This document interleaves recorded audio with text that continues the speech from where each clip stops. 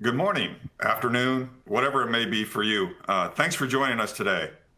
We're going to dive into the proposed HIPAA high-tech rules and bonus, some HSCC stuff to along with that, and see what they both have to say about inventory segmentation, real-time visibility in the healthcare sector, and just kind of have a conversation around that with the folks that I have you see on the screen today. But before we get to that, there's a couple of housekeeping things I need to let you know about. One, the session, of course, will be recorded. And there's a Q&A box. For me, it's on the bottom right-hand side of my screen. So if you want to pop some questions in there during the conversation, please feel free to do that. And then at the end of the session, though, we're going to have a formal Q&A. But actually, I know myself and I know the other two folks talking, we'd like to keep it interactive as much as we can. So if you have questions, pop them in the old Q&A box and we'll take care of them then. I think that's all the logistics. Having gotten through that, not having to say where the restrooms are, I hope you know where those are, wherever you're at. Sorry, Carter. Let's move on to introductions. Let's start to my left with Kris. Kris, tell us a little bit about yourself. Good morning, everybody. Thank you for having me here. It's a blessing to be here with industry friends and everybody that's joining us on the call. So Kris Nessa, I'm currently a CTO for the healthcare business unit at SHI. I've been in the healthcare industry 21 years. I've taken turns over at Cerner Corporation a long time ago. I did a lot of product development and implementations back in the day. I worked at the Cleveland Clinic, at UT Dell Medical, and even some side work over at Tivity Health, who owns Silver Sneakers. So happy to be here today. Thanks, Kris. Carter, over to you. Wes, thanks so much for having me, and great to be here. Kris as well, good friends, all of us. Carter Groome, CEO of First Health Advisory. I live in Washington, D.C. proper, and everything that comes with that. And so excited in the conversation today and share what I'm seeing from on the ground here. Thanks, Carter. And we'll be hearing a lot more from you. I should introduce myself. My name is Wes Wright. I am the Chief Healthcare Officer at Order. Much like Kris, I have a long background in the health delivery organizations, from a little 25-bed community hospital where I was CEO up to a 26 hospital IDN integrated delivery network. So have experienced these new rules and compliance tasks throughout my career, as y'all have and everybody else has. So when the new proposed rules came out in January, I did a briefing on them at HIMSS, and the final three things are shown on the slide now. It's pretty much, and if you want to take a look at the deck that we used to brief at HIMSS, that's on our website. You can get to it through that. But this is really the crux of what the proposed rules say. Three big things you got to start with. Map your EPHI and all the stuff that goes around mapping the EPHI. Segment your systems and get a real-time patch management system in place. Those were the three big takeaways that I got out of the HIPAA high-tech new proposed rules. But since we do have Carter here, and he does live in DC, and I know personally that he just attended the HSCC where they talked about some of this stuff, I'm going to ask him to give us maybe start at a 60,000 foot level on this rules and compliance stuff, Carter, and then kind of bring it down to maybe where HSCC and the new rules kind of maybe have some overage and maybe don't. So Carter, I'm going to let you tell us all the machinations and things that are happening in the back rooms in DC. Absolutely. And again, thank you, Wes, and thank you to everybody that's joined this discussion today. Just thinking it from a macro perspective, regulatory policy issues are just so central to our discussion here today. And I'm trying to assess signals every day here in Washington, D.C. And I'll tell you, it's pretty overwhelming to keep up with. Yet the organizations that we advise far and away consider regulatory and policy movement as their biggest risk. And so when we think about funding and grant dollars, where the risk concerns they're right now, inflation outpacing reimbursement and having to defend current safety net funding or NIH grant funding while facing some bigger cuts, in Medicaid and ACA subsidies, even the 340B program, it creates a ton of uncertainty. That's really, it almost feels overused now, the word. It's definitely the word of the year, but it's putting tangible pressure right now on balance sheets and the desire to modernize and protect our healthcare entities. So that's really the big picture. And I expect regulatory action to come pretty soon, right? In terms of, there's been focus on tariffs and some other things, but I expect we're going to see in the coming weeks a lot more focus on regulatory considerations. And when we talk about cyber, and the idea that cyber is a non-revenue generating investment for a lot of those that are on this call, and I consider it resource preservation investment, but ROI is still, it's kind of like measuring risk, or dark matter in space, right? It's really hard to get your arms around. But if I bring it back to kind of what's happening here in DC, there's some hostility at NSA. The chief is gone now. CISA, there's been some, key departures there, and there's a lack of a clear mission, which is also a concern. The Cyber Safety Review Board was dissolved. And so, we're seeing things, including like a lax position on crypto. Well, what does that mean for security? Or AI guardrails? What does that mean or impact security? We've also seen some things where the FBI has been a little bit more proactive, right? So these are some of the tangible sort of, and tangential things that when we think of critical infrastructure and national security posture that flow down to our sector in healthcare, that are starting to become really meaningful when we have the conversation around the proposed HIPAA rules. The last thing I'll add, if we start to look at what's happening at HHS, HHS has cut approximately 20,000 people from its staff. They're going from 28 units to 15 units. Office of Civil Rights, the primary HIPAA enforcement agency, they're going to be moved under the Fraud, Waste, and Abuse unit under CDC. So what does that mean?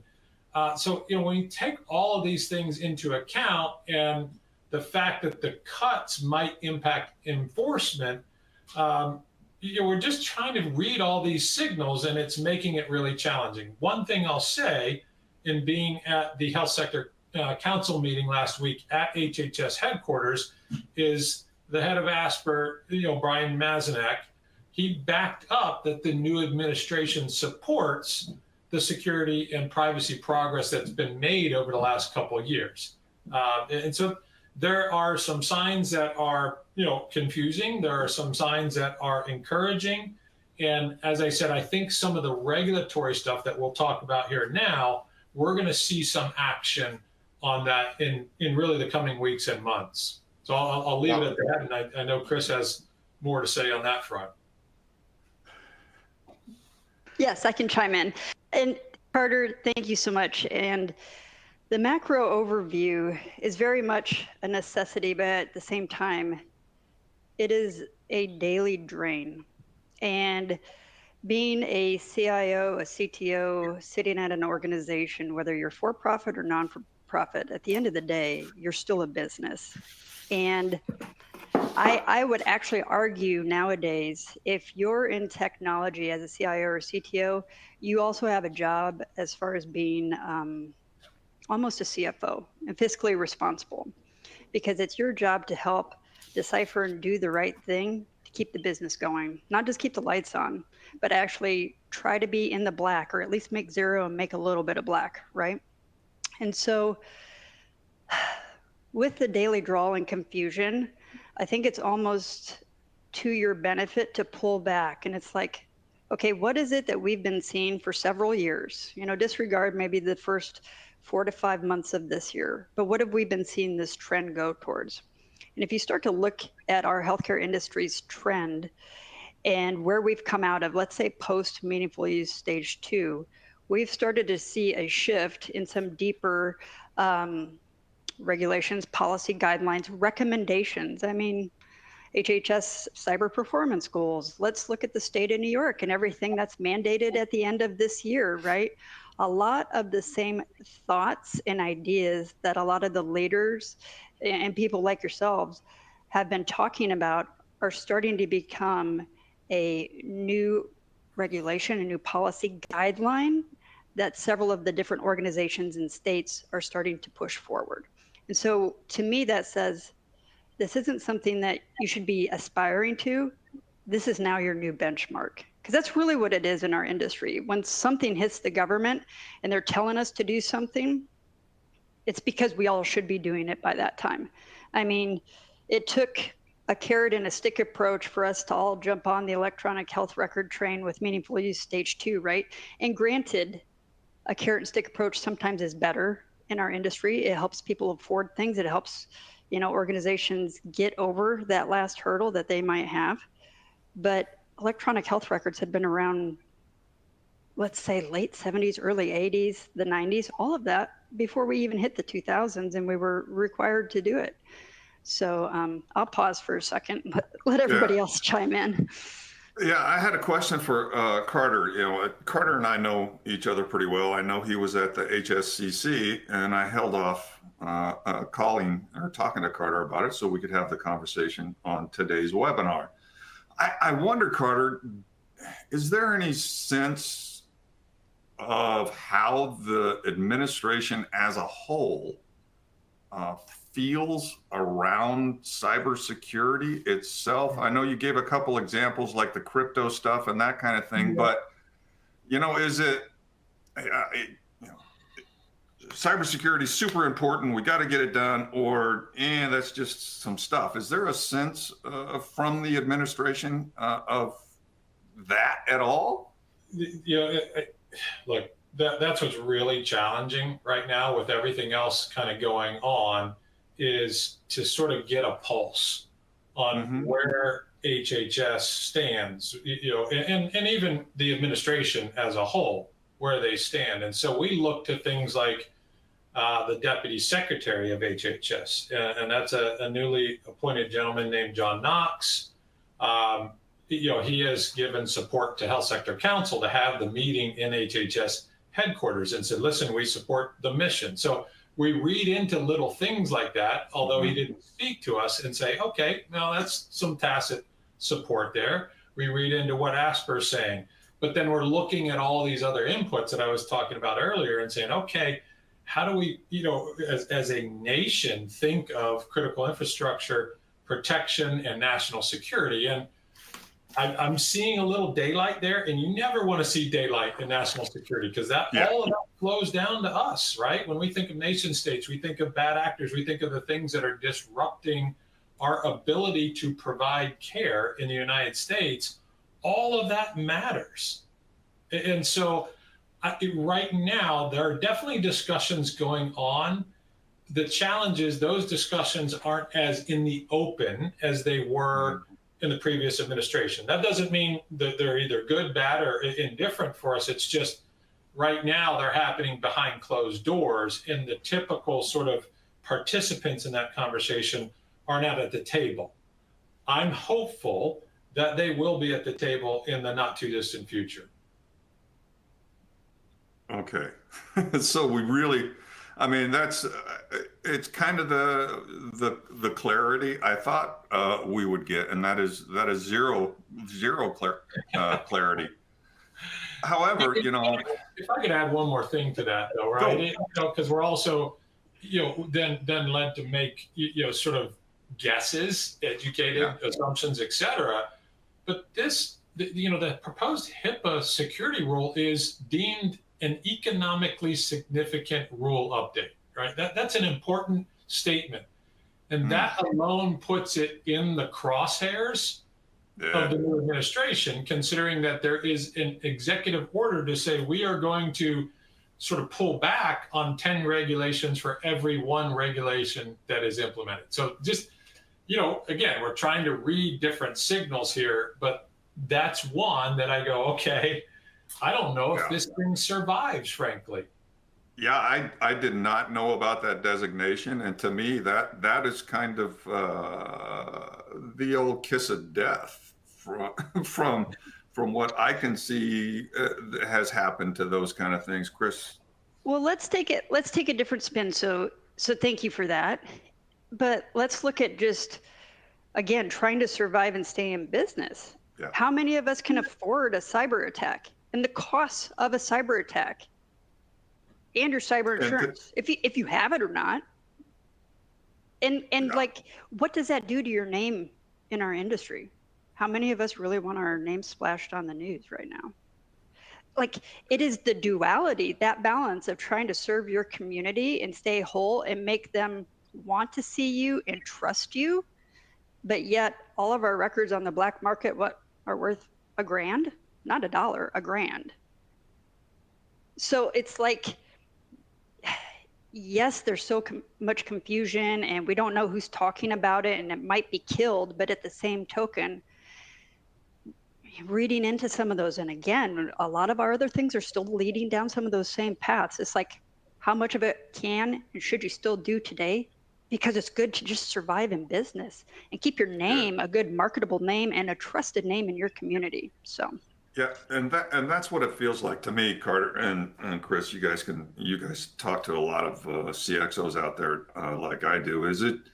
It seems like people are just kind of keeping their head down as much as you can, keeping your head down and just doing what you know is the right thing to do, and let the compliance rules fall where they may kind of approach is a little bit what I'm seeing from my like CTO level down.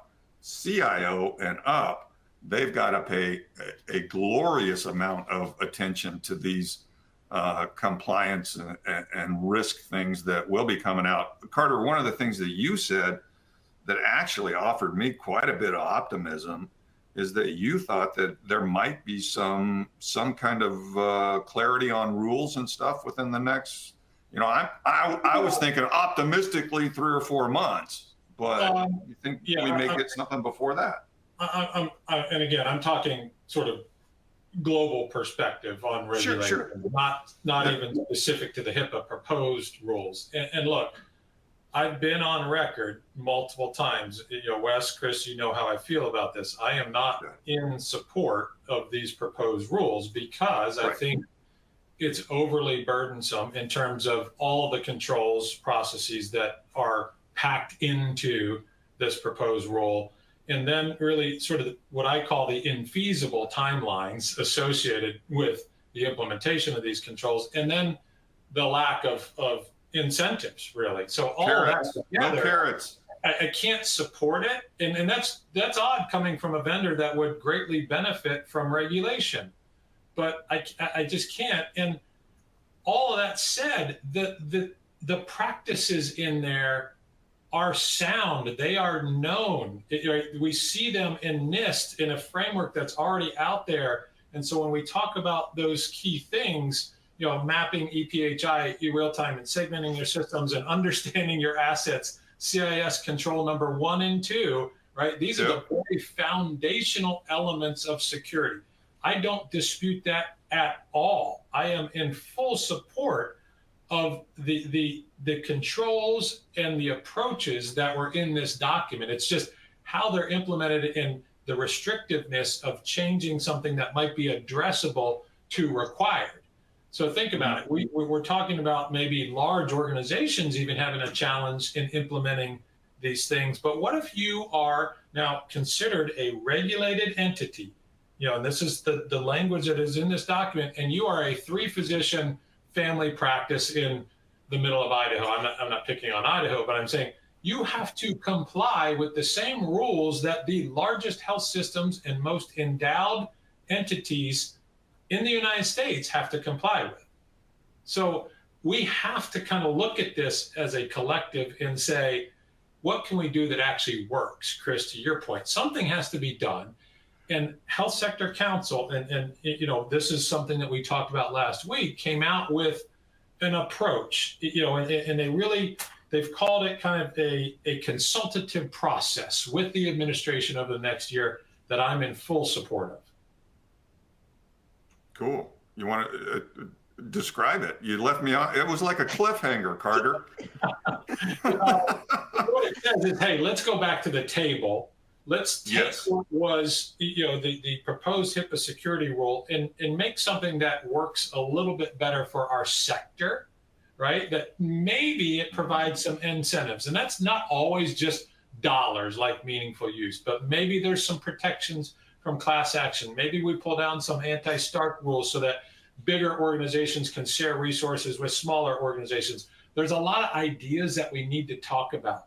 And one of the things you were talking about earlier, the CPGs, these are the cyber performance goals, 10 essential and 10 enhanced goals that we as an entire industry, we're talking vendors and health system practitioners and manufacturers all came together and put our minds together to come up with the CPGs.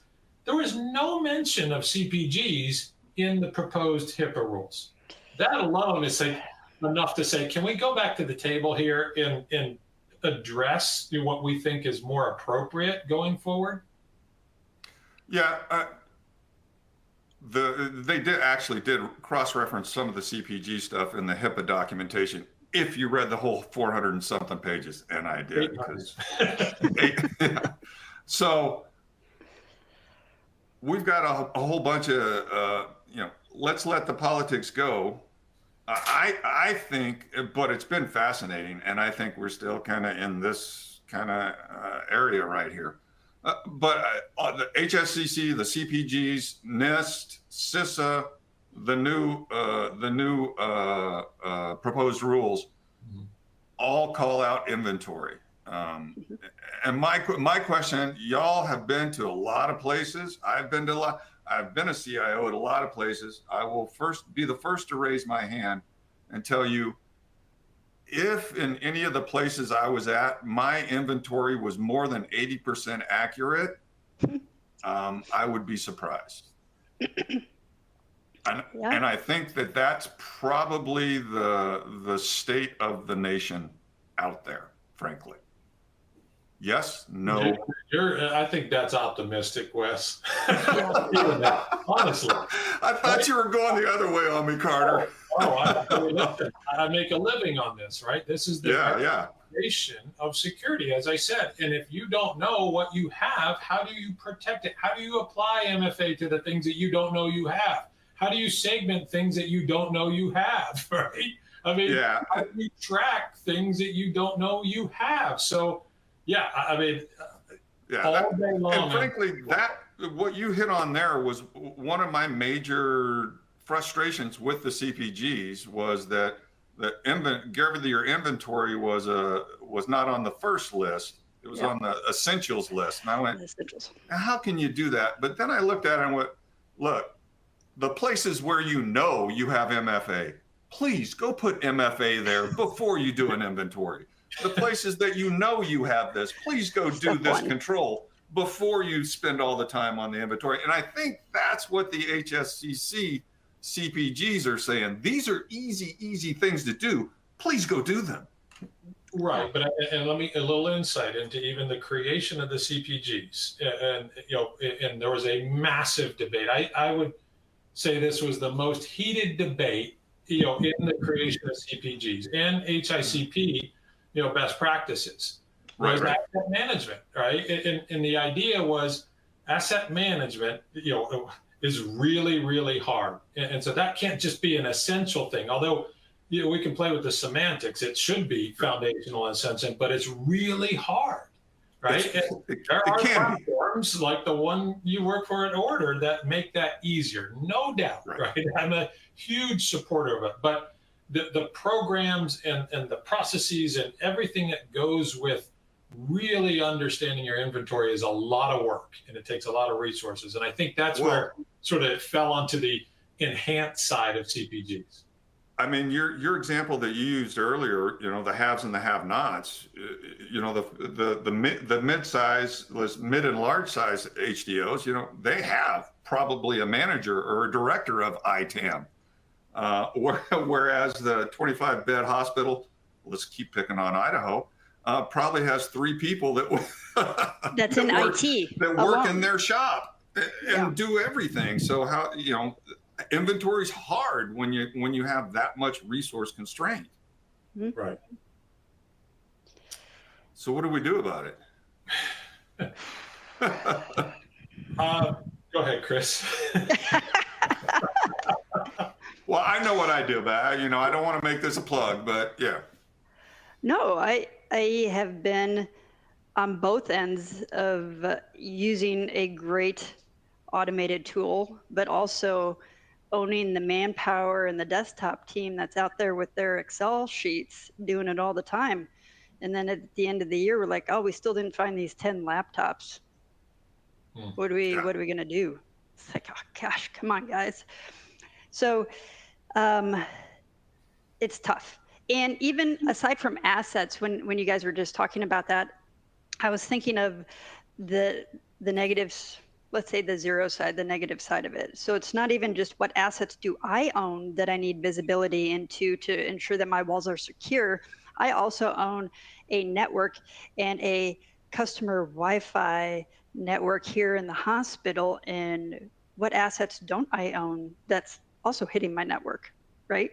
And what's happening with that? So I want eyes everywhere, because it's all going to be my name splashed up on that website if something bad happens. So I've had great success using the order system in my life, but that's just me. Look, we turned it into a no, it saved a lot of time. And being able to, I mean, we're also, let's even go back to my comment a bit about the CIOs having to be CFOs and thinking creatively financially.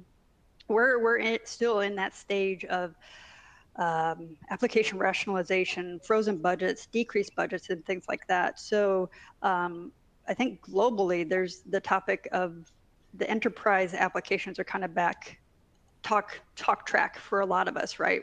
What truly is something that's enterprise, single pane of glass, something that's helping me do multiple things at once, effectively, securely, and stuff like that.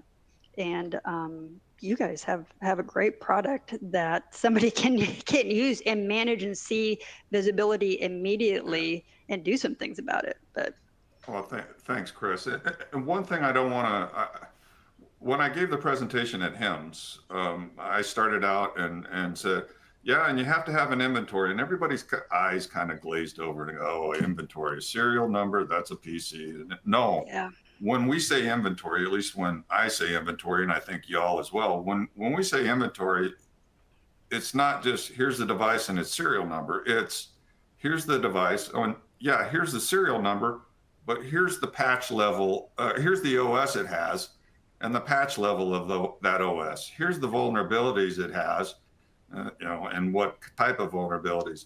Here's the big one. Here's who it talks to on the network. That should be part of your inventory too with each device. Who does it talk to? Then it makes that segmentation thing super duper easy. So inventory, and I'm guilty of this too. You know, I had a retail job in high school and I hated inventory night because it was just count this, count that. That's not what inventory we're talking about. Context-based. You have the device at the center, and everything you could possibly know about that device is around it. That's what we mean by inventory. So how do we? It's difficult to get there, but once you can get there and know everything about everything on your network, all the rest of those things, be they CPG or new rules, all the rest of those are super easy to, not super easy, mind you, significantly easier to do than otherwise.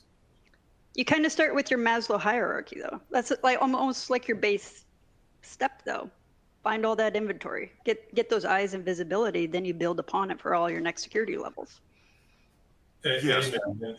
And I'll just add, and Wes, you asked, well, what do we do? Right? Yes. And I look, security and privacy, business continuity or resilience planning, this has to be a business imperative for the organizations that we're talking about and those that are on this call and the healthcare sector at large.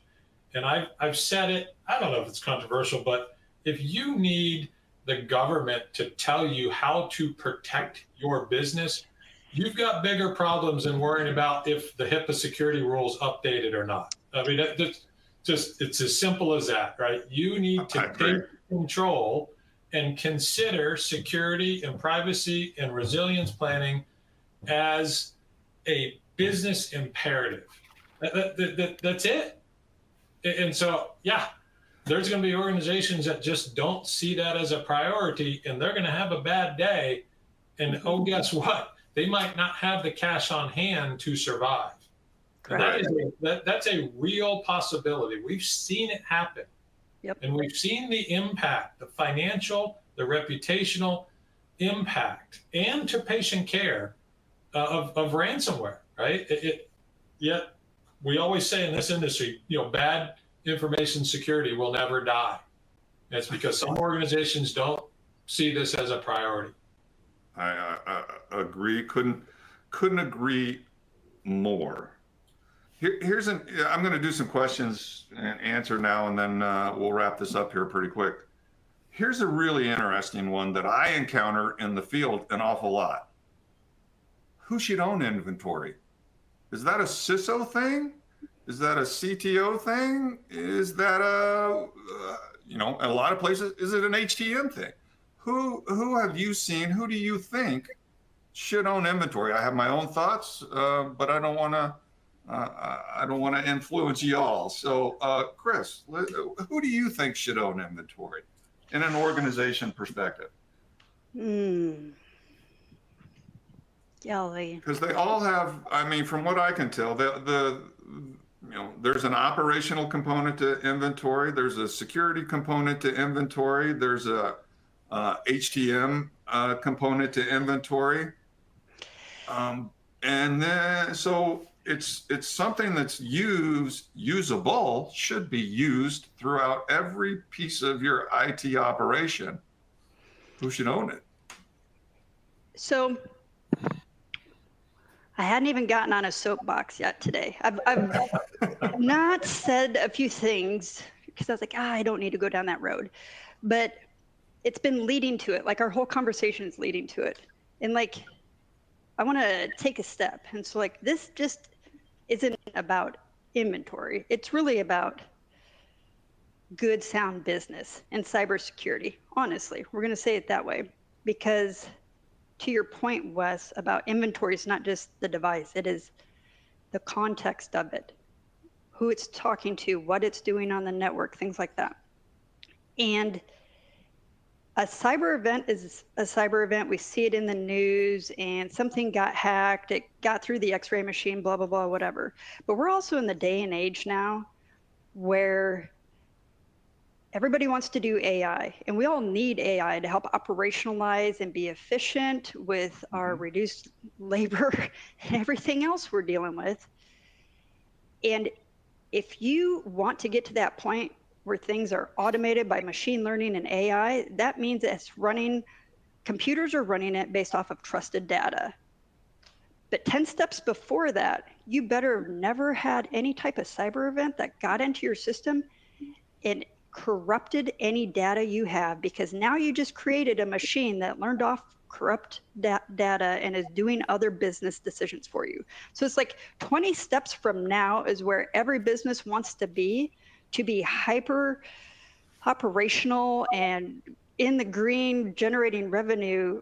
But man, you got to do all those 10 steps before, and you can't afford any type of intrusion that could harm your data.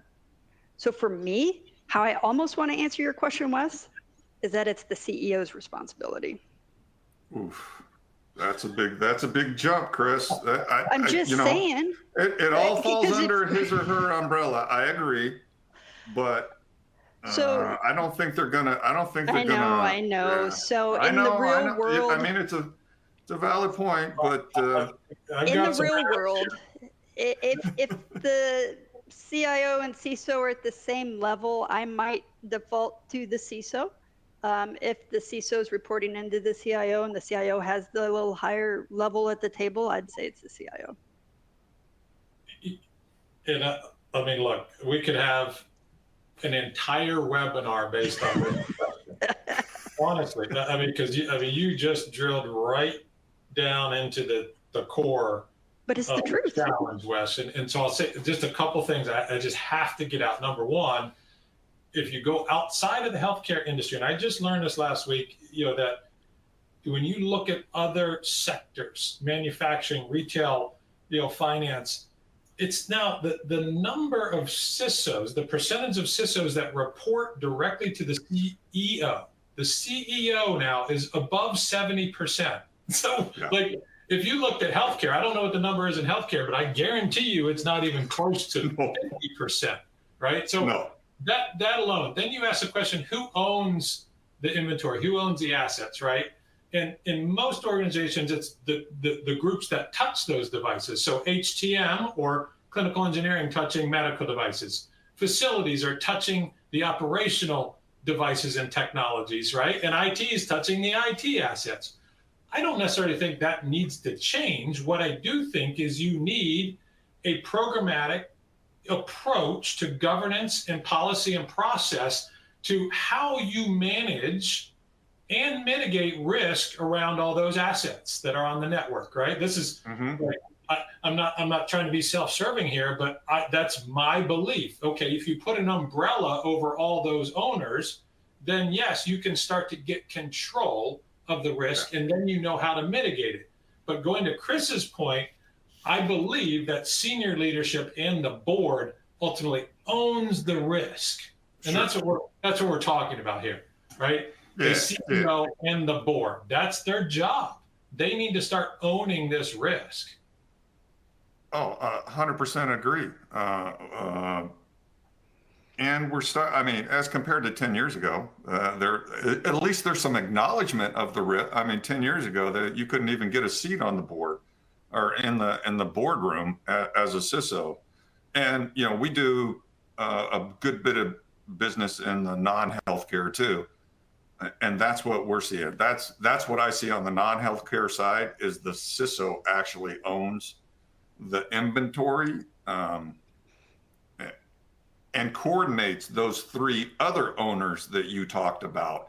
CISO's kind of the umbrella person that makes sure that from a security perspective, an operating perspective, and an HTM facilities perspective, that somebody's looking at it in the enterprise. I haven't seen that as much on the healthcare side. Now,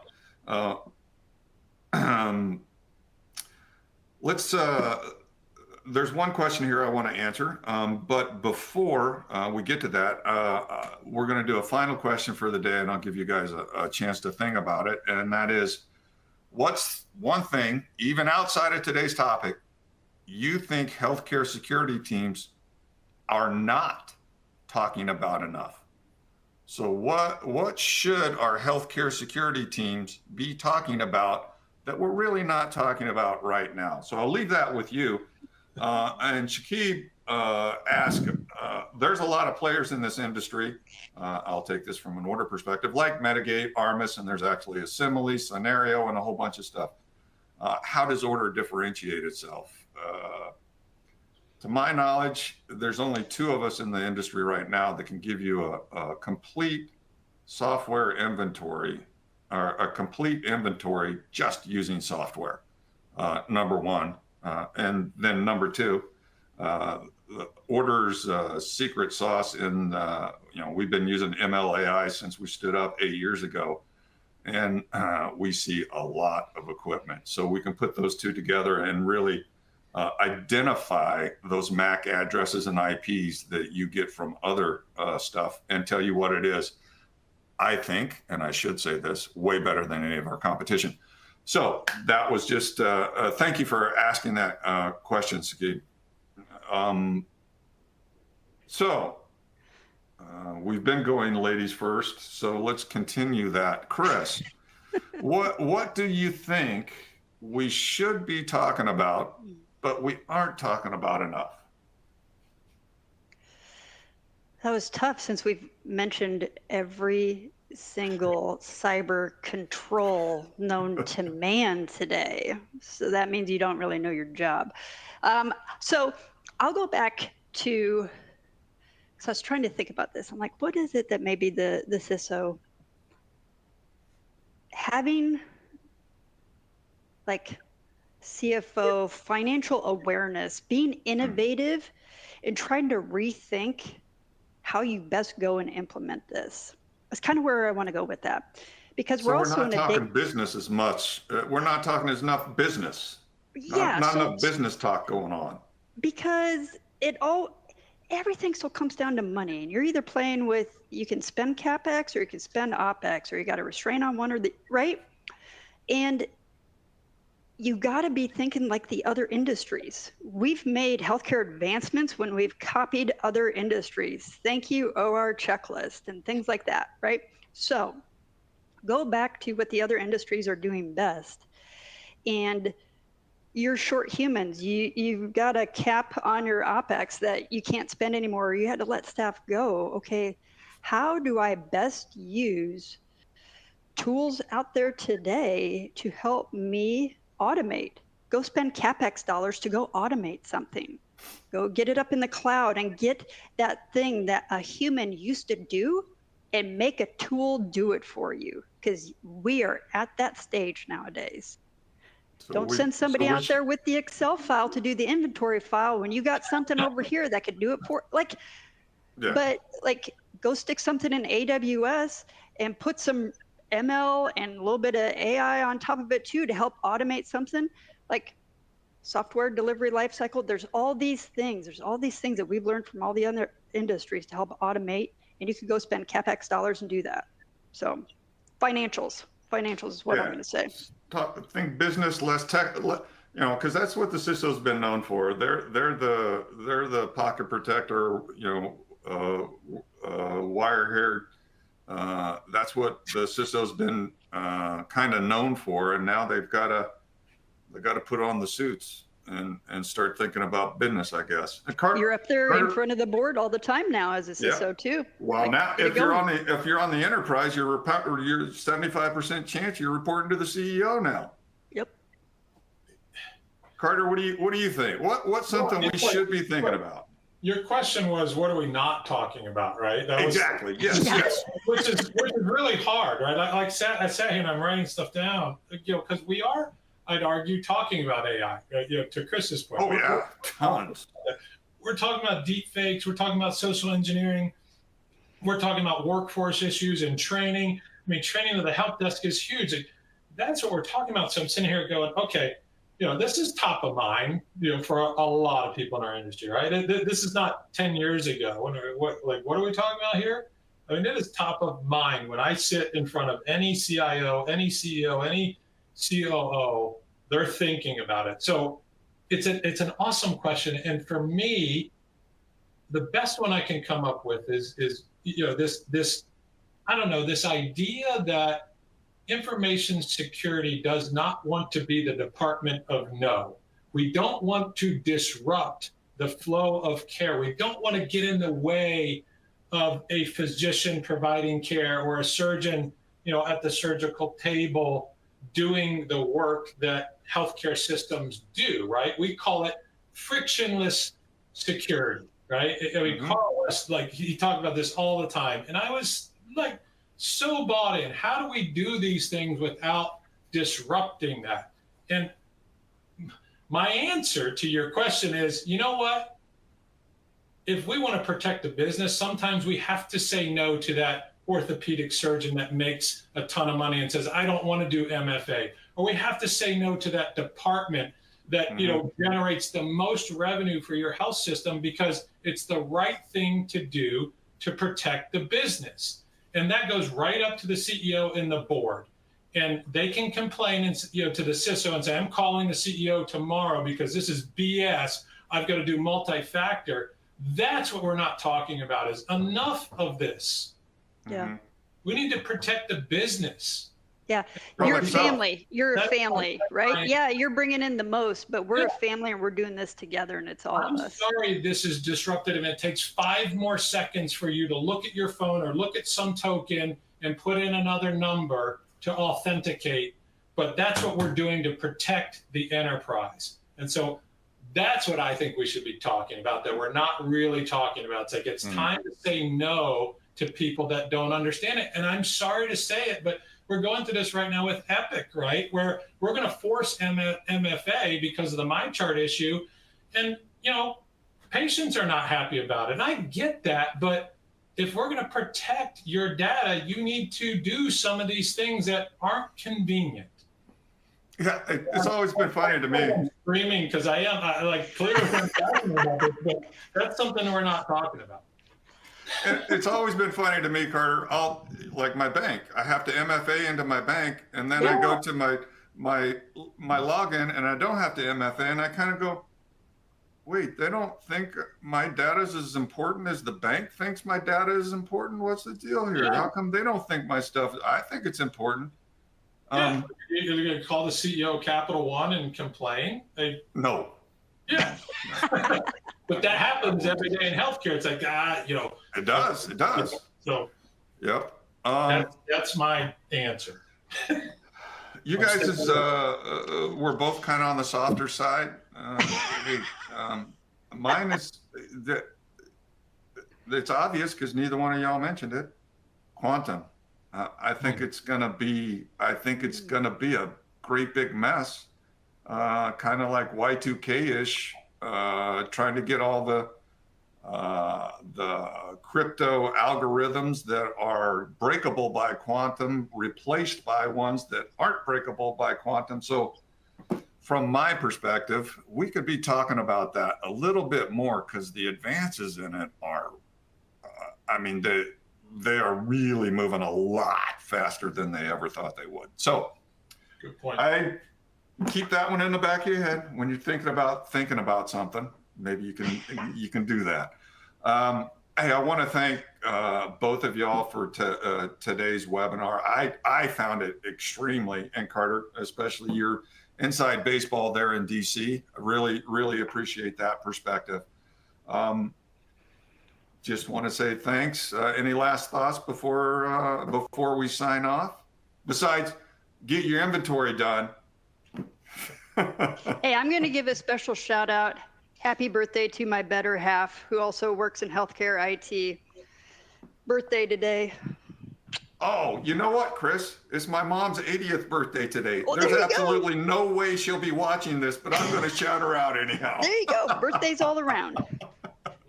Carter. I'll just say, just a pleasure to be with you, Kris and Wes. Thank you guys for doing this. Yeah, really appreciate it. And I think we are out of here. Thanks, everybody, for attending. Appreciate it. Thank you all.